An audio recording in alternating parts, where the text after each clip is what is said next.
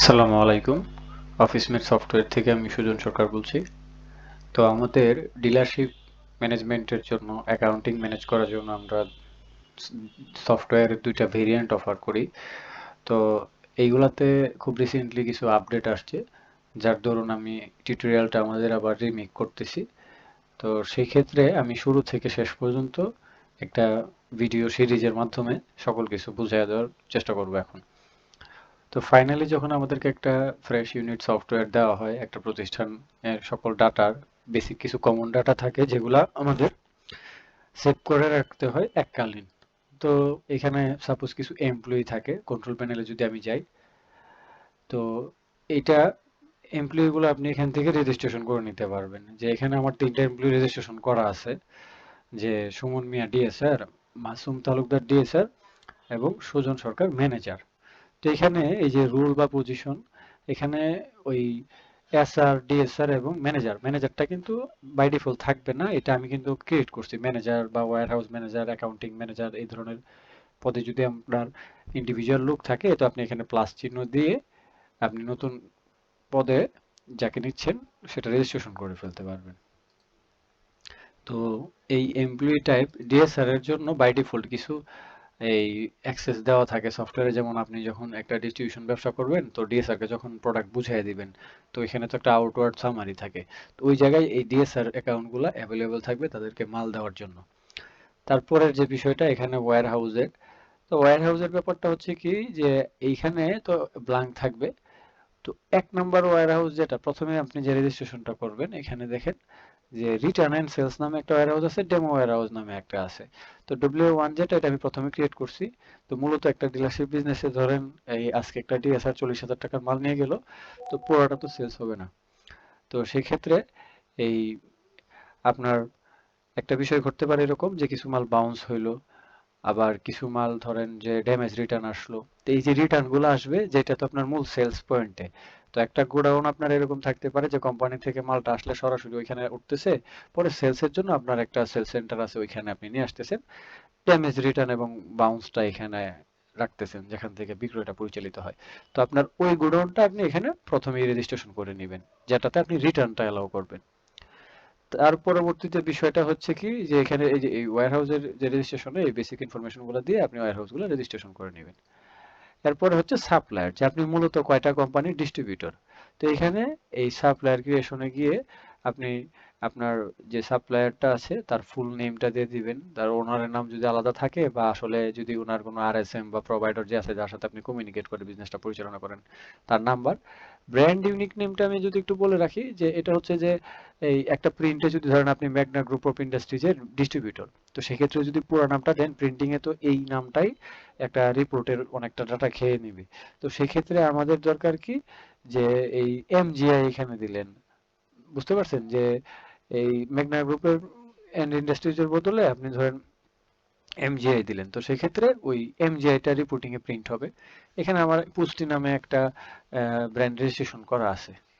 তো এরপরে যদি আমি যাই ওই পারমিশন প্যানেল, যে এমপ্লয়ি গুলো আপনার রেজিস্ট্রেশন আছে, তো এখানে দেখেন সকল এমপ্লয়ি শো করতেছে। আমি যদি সুমন মিয়াকে নেই, তো এখানে সুমন মিয়ার এই কে যদি আমি সফটওয়্যারে কিছু অ্যাক্সেস দিই, ধরেন আপনার একটা ম্যানেজারকে আপনি অ্যাক্সেস দিবেন, তো কি কি অ্যাক্সেস এখানে দিতে পারবেন, ওইখানে তো এই এমপ্লয়ি রেজিস্ট্রেশনের সময় আপনার কিন্তু এই ইউজার এন্ড লগইন নামে ওই যে অপশনগুলো থাকে, দেখেন ইউজার নেম এবং পাসওয়ার্ড, এই দুইটা ইনফরমেশন কিন্তু আপনি সেভ করে রাখতে পারবেন।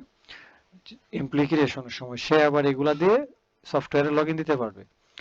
তো এখন যদি লগইন দেয়, তাকে কতটুকু অ্যাক্সেস আপনি দিবেন, তো এটা পারমিশন প্যানেল থেকে এই এমপ্লয়িটা সিলেক্ট করে আপনি যে যে পারমিশন গুলো তাকে দিবেন, এইগুলা দিয়ে এখানে অ্যাপ্লাই করে দিবেন। তো যেমন ধরেন ক্লায়েন্ট রেজিস্ট্রেশন করতে পারবে কিনা, ক্লায়েন্টের ইনফরমেশন আপডেট করতে পারবে কিনা। তো এটা ইন ডিটেলস পারমিশন দেওয়ার উদ্দেশ্য কি, যে ধরেন আপনার একটা দোকানে 50,000 টাকার ক্রেডিট আছে, তো এটা যদি ইনফরমেশনটা কেউ আপডেট করে তার নাম বা নাম্বার চেঞ্জ করে ফেলে, তখন তো আপনি আর ক্রেডিটটা ট্র্যাক করতে পারবেন না। ধরেন আপনি এভাবে আপনার মাল্টি ইউজার গুলাকে কাকে কতটুকু অ্যাক্সেস দিবেন, এটা এখান থেকে ম্যানেজ করে দিতে পারবেন। এখানে আছে ইনভয়েস ইনফরমেশন, এখানে আপনার র্যান্ডমলি আপনি প্রিন্টিং এ কি ধরনের ইনফরমেশন দিতে চান আপনার ইনভয়েসে, এগুলা এখান থেকে আপনি দিয়ে দিবেন। এখানে লাইক কেমন, যেমন ধরেন এখানে মেসেজ স্বপন সরকার দেওয়া আছে, আপনি এখানে আপনার যে প্রতিষ্ঠানের নাম দিলেন। এরপরে এখানে লেখা আছে আপনার প্রতিষ্ঠান সম্পর্কে এক লাইন। তো এটা ধরেন যে all kind of construction material supplier, তো এখানে আপনি আপনারটা দিলেন। কন্ট্রাক্ট নাম্বার তারপর দুইটা মোবাইল নাম্বার এবং জিমেইল এটা দেওয়া আছে। আপনি ওইরকম যে কন্ট্রাক্ট ইনফরমেশন আপনার দিতে চান এগুলো দিলেন, প্রপার অ্যাড্রেসটা আপনি এখানে দিয়ে দিলেন। যদি আপনার প্রতিষ্ঠানের লোগো থাকে এটা আপলোড দিয়ে আপডেট দিয়ে দিবেন। তারপর আপনার যে ইনভয়েসগুলো প্রিন্ট হবে এই ইনফরমেশনগুলো নিয়ে প্রিন্ট হবে। তো ইনিশিয়াল সেটআপে আপাতত এগুলো হইলেই চলতেছিল। তো এখানে মোটামুটি আমার রেজিস্ট্রেশন কিছু করা আছে। এই এখন কথা হচ্ছে যে আমার তো প্রোডাক্টগুলো রেজিস্ট্রেশন করতে হবে। আমার তো ওয়্যার হাউস, আপনার সাপ্লায়ার, এমপ্লয়ি নেওয়া হয়ে গেছে। তো আমরা মূলত এই যে সফটওয়্যারটা এটার এই পার্টে এই যে ফুল পার্টটা লেফট সাইডে যা দেখতেছেন এই অংশে আমাদের বিক্রয় বিপণন এইসব জিনিসপত্র কভার আপ করি। আর এই যে ডব্লিউএমএস বাটনটা দেখা যায় এটার ভিতরে আমরা ওয়্যার হাউস রিলেটেড বিষয়গুলো ম্যানেজ করি। তো এখন ওয়্যার হাউসের সাথে তো প্রোডাক্ট এবং পার্সেস গুলা রিলেশনাল, আর সেলস এর পার্ট তো ওই পাশে। তো এখানে আসলে প্রথমে আমরা কি পাইতেছি যে প্রোডাক্ট। তো প্রোডাক্টের ক্ষেত্রে আমরা কি করব যে নতুন যে প্রোডাক্টগুলো আমাদের রেজিস্ট্রেশন করতে হবে, যেগুলো ডিস্ট্রিবিউটর আমরা এগুলো এখান থেকে রেজিস্ট্রেশন করে নিব। তো এখানে দেখেন ওই যে আমার রেজিস্টার্ড ব্র্যান্ড পুষ্টি এটা কিন্তু আছে। আমি যদি আরেকটা ব্র্যান্ড রেজিস্ট্রেশন করে আসি দেখানোর জন্য, এখন এই যে কন্ট্রোল প্যানেলে গেলাম, যে সাপোজ সাপ্লায়ার। তো এখানে আমি একটা নতুন নেই, যে ধরেন কোম্পানি নেন MgI, MgI provider, MgI contact number,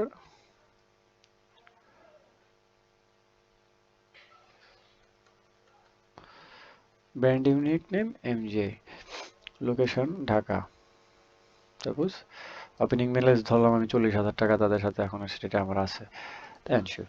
তাই আমি কিন্তু একটা ব্র্যান্ড আগে রেজিস্ট্রেশন ছিল, এখন আরেকটা করে নিয়েছি দেখানোর সুবিধার্থে। তো ডব্লিউএমএস এ গেলে এখন আমি নতুন প্রোডাক্ট যখন রেজিস্ট্রেশন করব আমার আগের ব্র্যান্ড এবং এই নতুন ব্র্যান্ড দুইটাই কিন্তু এখানে দেখাইতেছে, দেখছেন? তো আমার আগের ব্র্যান্ডের 4টা প্রোডাক্ট আছে, আমি আরো কিছু প্রোডাক্ট রেজিস্ট্রেশন করি।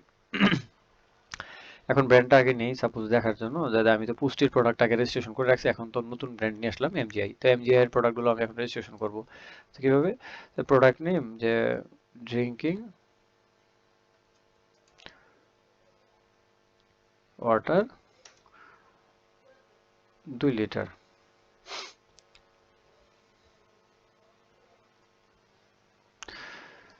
2 litre. Product code MG1, suppose আমি এটা দিলাম।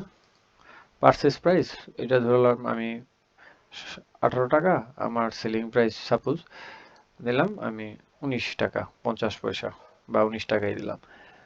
Minimum sales unit. তো এই এটা হচ্ছে কি, যখন আপনি আপনার ওপেনিং স্টকটা নিবেন, এন্ট্রি দিবেন প্রথম, ওই টাইমে আপনার পারচেস এবং সেলিং রেট এটাই সাজেস্ট করবে। আবার পরবর্তী পারচেসে বা যখন আপনি রেটটা আপডেট করে দিবেন পারচেসের টাইমে, তখন আবার আপনাকে লেটেস্ট রেটটাই মানে সাজেস্ট করবে। তো সর্বশেষ রেটটা পরবর্তী সময়ে সাজেস্ট করবে আবার পারচেস করার সময়। এটাই হচ্ছে ফ্যাক্ট। তো এখন রেজিস্ট্রেশনের বিষয়টাতে আমি প্রাইসিংটা নিলাম আপাতত। তো এখন মিনিমাম সেলস ইউনিট যে যতটুকু হইলে আপনি সেলসটা দেন, যে যেমন ধরেন আমি এটা 1 বোতল হইলেও দেই, এরপরে কেস হিসাবেও দেই। এটা এখানে সয়াবিন তেল আমার ক্যাটাগরি অ্যাড করা আছে, আমি এখানে ড্রিঙ্কিং ওয়াটার নাম আরেকটা নেই।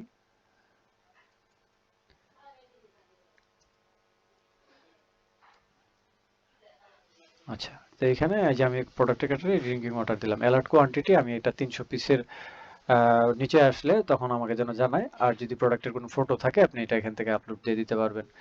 এখন হচ্ছে মিট কোয়ান্টিটি, যে সাপোজ আমার এই 2 লিটার পানিটা এই কেস হিসেবেও থাকে। তো ধরেন আমি এটা CASE দিলাম কেস, আর একটা কেসে থাকে হলো 6 পিস।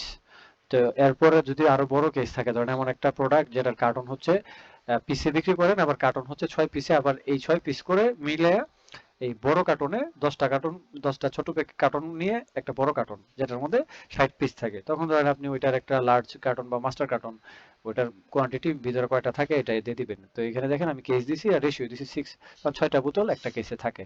তো আমার এই প্রোডাক্টটা রেজিস্ট্রেশন করে ফেললাম।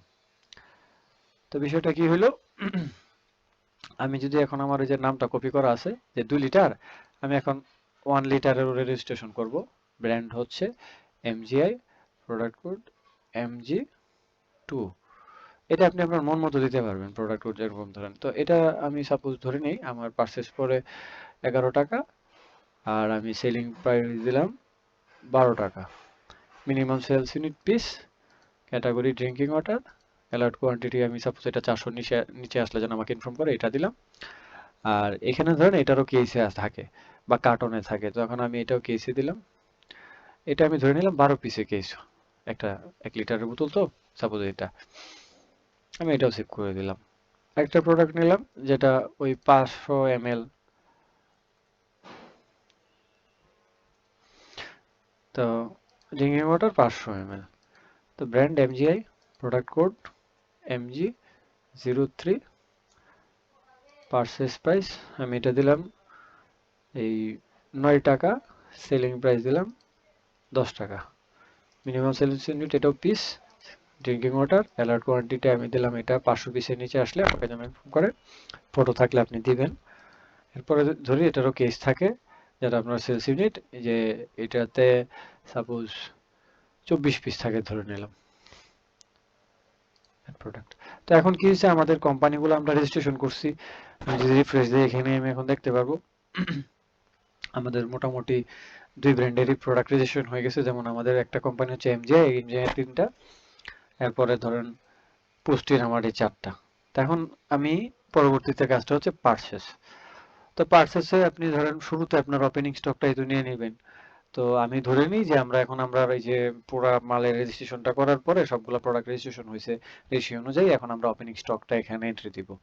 তো সেটা কিভাবে দিব, তো এই ইনভয়েস নাম্বার তো কোম্পানি থেকে দেয় রেগুলার পারচেসের সময়। তো ধরেন আমি এখানে একটা কাল্পনিক নাম্বার জি দিলাম। আচ্ছা, ওয়্যারহাউস কোথায় যাবে মালটা, আমি আমার ডেমো ওয়্যারহাউসেও কিনবো এবং সেলস রিটার্ন এটাতেও কিনবো, দুইটা ওয়্যারহাউস তো। সেলস রিটার্ন যেটা, এটার মধ্যে ধরেন আপনার বিক্রয় বিপণন পরিচালনা হচ্ছে এখান থেকে, এখানেও আপনি চাইলে পারচেস করে সরাসরি মাল নিয়ে নিতে পারেন, বা অন্য একটা গোডাউনে রেখে পরবর্তীতে ইন্টারনাল ট্রান্সফারের মাধ্যমে আবার এই গুদামে নিয়ে আইসা সেলস করতে পারবেন। তো আমি ধরি আমার এই যে সেলস এন্ড রিটার্নে এখন মাল কিনবো এমজিআই, তো দেখেন এমজিআই এর সবগুলো প্রোডাক্ট আমাকে লিস্ট আকারে দেখাই দিছে, আমি শুধু কোয়ান্টিটি গুলো বসাইলেই পারচেসটা করতে পারবো। তো সেই ক্ষেত্রে ধরেন এখানে দেখেন ওই যে বোতল হচ্ছে 24টা, যে ধরেন আমার আবার এক পিসে যদি আমি বোতলের হিসাবে পুরোটা মাল এন্ট্রি দিই, ধরেন আমার 1000 বোতল প্রোডাক্ট আসছে, তো আমি কিন্তু দিয়ে দিতে পারতেছি। আবার যদি মনে করি যে না আমার 200 কেস আসছে, তখন এই যে 200 কেসের হিসাবে টোটাল কোয়ান্টিটি হিসাব করা, এর মধ্যে 200 কেস 6 পিস, তখন এই যে আমার টোটাল কোয়ান্টিটি এবং প্রাইস চলে আসছে। এটা আমি দিলাম যে এখানে কেসে 12টা থাকে, তো আমি ধরেন 50টা কেস, এবং বোতল দিলাম আমি 4, তো 50টার মধ্যে সাথে 4 হিসাব করে এখানে 604টা প্রোডাক্ট দেখাই দিতেছে। এখানে ধরেন আমি দিলাম 200 এবং আমি এখানে পিস দিলাম 5।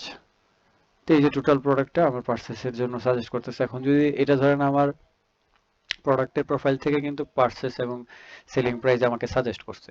তো এখন যদি মনে করেন যে রেগুলার পার্সেস করতে গিয়ে মাসে একটা সময় মনে হলো কোনো একটা পার্সেস প্রাইস আপডেট হয়েছে, আপনি কিন্তু এই যে এখান থেকে ক্লিক করে এটা আপডেট মানে আপডেট করে দিতে পারেন, 9টাকে 10 করে দিলেন। তো পরবর্তীতে যখন আবার আপনি এই চেঞ্জ করবেন, এই যে পরবর্তীতে আবার পারচেজ করবেন, তখন কিন্তু এখানে আবার 10 সাজেস্ট করবে, মানে লেটেস্টটা এখানে সাজেস্ট করে।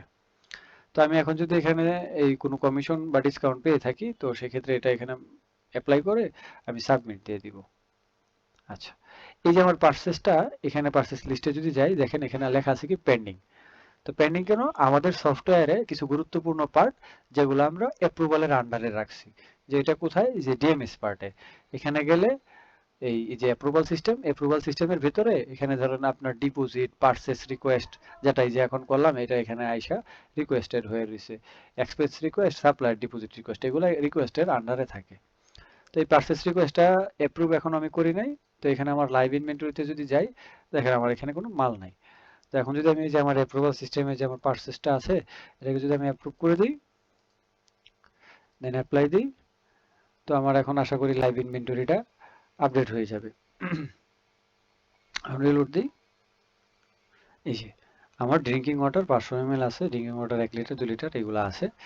আচ্ছা, এখন কথাটা হইতেছে যে এই যে এমজিআই ব্র্যান্ডের মালগুলা রেট ওভারভিউ কি, এই যে আমার মালগুলো আছে, এখন তো আমি আবার অন্য রেটের মাল, আমার ওপেনিং স্টকে 2 রেটের মাল থাকতে পারে। তো আমি যখন আবার পারচেজ করব, তখন যদি 2 রেটের মাল হয়, কোন রেটের মাল কতটুকু আছে, এখানে এই যে রেট ওভারভিউ আপনি ক্লিক করবেন।